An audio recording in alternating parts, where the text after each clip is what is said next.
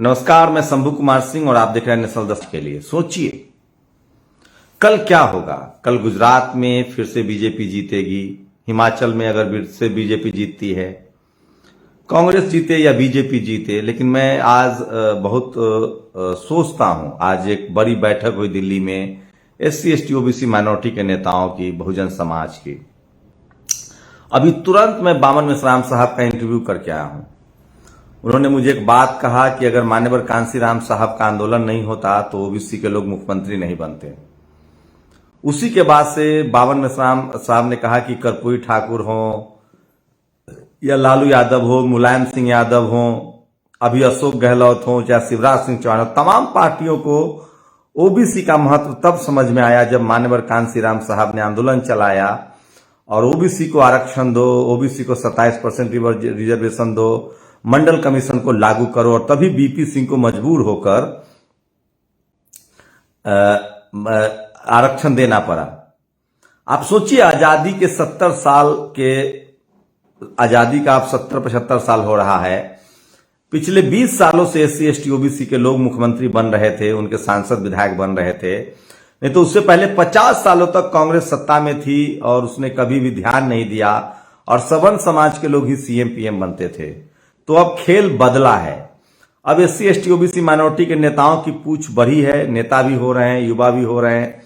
लेकिन अब सवाल यह है कि बहुजन लीडरशिप वाली पार्टियां कब सत्ता में आएंगी, और जब तक वो सत्ता में नहीं आएंगी इस देश के 90% लोग न तो बिजनेस में सफल होंगे, न जुडिशियरी, न मीडिया, न कॉलेज यूनिवर्सिटी, न ब्यूरोक्रेसी।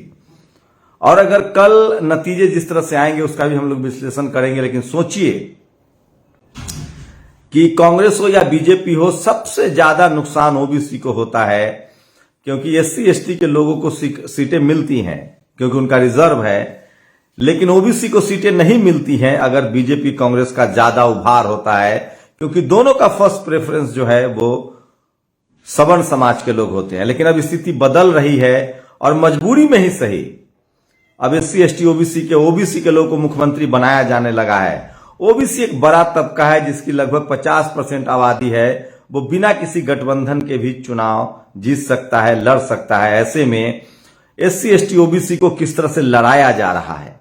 कास्ट एट्रोसिटी के नाम पर ओबीसी शेड्यूल कास्ट को भिड़ाया जा रहा है, ओबीसी को शेड्यूल ट्राइब से भिड़ाया जा रहा है, धर्म के नाम पर मुसलमानों को भिड़ाया जा रहा है। सोचिए अरविंद केजरीवाल ने कितनी बड़ी गलती की है। जैसे ही वो सवर्ण समाज से आते हैं, उन्होंने जैसे ही लक्ष्मी गणेश की बात कही, मुसलमानों ने उनको वोट नहीं दिया। इस बार 22 मुस्लिम इलाकों में 8 ही आम आदमी पार्टी जीत पाई है। फिर कांग्रेस मुस्लिम की तरफ बढ़े हैं, ओवैसी की तरफ बढ़े हैं। शेड्यूल कास्ट का भी वोट आपको लेना है तो फुले पेरियार अंबेडकर के आंदोलन की तरफ बढ़ना पड़ेगा, और ओबीसी का ही वोट लेना है तो लगभग 50% ओबीसी जो है वो बहुजन आंदोलन को समझने लगा है। मुझे नहीं पता SC ST OBC माइनॉरिटी के नेता कब मंडल आयोग को समझेंगे, सोशल जस्टिस को समझेंगे। और मैं फिर कह रहा हूं, धर्म के नाम पर जो भी गैर बीजेपी दल राजनीति कर रहे हैं वो अपने आप को बेमौत मार रहे हैं और वो समाज को भी अंधेरे में छोड़ रहे हैं। मंडल ही कमंडल का काट है, मैं दावे के साथ कह सकता हूं। और जिस दिन SC ST OBC माइनॉरिटी के नेता और तमाम गैर सवर्ण दलों से हम उम्मीद नहीं करते हैं, वो तो अपने समाज की ही सोचेंगे, चाहे वो सोनिया गांधी हो, माफ कीजिएगा, चाहे वो ममता हो, चाहे नवीन पटनायक हो। लेकिन गैर सवर्ण दल DMK की तरह, RJD की तरह, हेमंत सोरेन, मायावती जी, अखिलेश यादव, ये सब लोग अगर सर्वजन के बदले बहुजन बोलने लगे तो मैं दावे के साथ कहता हूं कि बीजेपी का धार्मिक कार्ड जो है वो पलट जाएगा। इसलिए मैं 100% श्योर हूं कि कमंडल का काट मंडल है। इस देश में धार्मिक राजनीति का काट अगरा बनाम पिछड़ा है, और इस देश में पैसा के राजनीति का जो एक ही काट है वो है सोशल जस्टिस। कल इसी पर हम लोग पूरे दिन बात करेंगे और हम लोग की नैतिक जिम्मेदारी है कि इस देश के शोषित, वंचित, पीड़ित के साथ खड़ा रहा जाए। अपनी प्रतिक्रिया जरूर दीजिएगा। और एक बात तो धारणा बदल गई है कि 2024 में जो दल गठबंधन नहीं करेगा, बीजेपी के खिलाफ एकजुट नहीं होगा, लोग उसको बीजेपी की बी टीम के रूप में याद करने लगेंगे। जो अब BSP के साथ और MIM के साथ हो रहा है, इसलिए जरूरत है कि 2024 से पहले ये लोग गठबंधन करके चुनाव लड़े और चुनाव जीते। और इस पर सबसे ज्यादा दोष कांग्रेस पर है कि क्या वो गठबंधन के लिए आगे आती है कि नहीं। अगर नहीं आएगी वो गठबंधन बीएसपी सीएमआईएम से नहीं करेगी वो राजस्थान में और छत्तीसगढ़ में, तो यकीन मानिए उसको भी मुंह की खानी पड़ेगी और तब धर्म के नाम पर बीजेपी एक छत्र राज करेगा। या फिर बीजेपी को वही पार्टियां हरा सकती हैं। एक धारणा जो बन गई तो एससी एसटी ओबीसी माइनॉरिटी के लोगों को पैन इंडिया गठबंधन करके चुनाव लड़ना पड़ेगा। देखते हैं क्या होता है।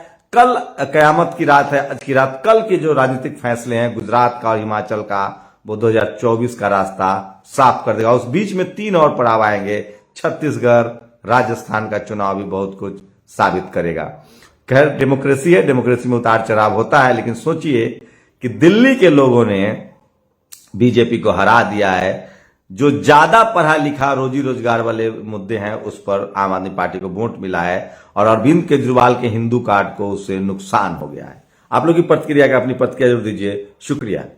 नेशनल दस्तक की आपसे गुजारिश है कि अगर इसको बचाना चाहते हैं तो नेशनल दस्तक को सब्सक्राइब करने के लिए रेड कलर के सब्सक्राइब बटन को दबाएं, फिर बेल आइकन की घंटी दबाएं। नेशनल दस्तक को बचाने के लिए बहुत जरूरी है कि हर खबर को शेयर करें, लाइक करें, कमेंट जरूर करें।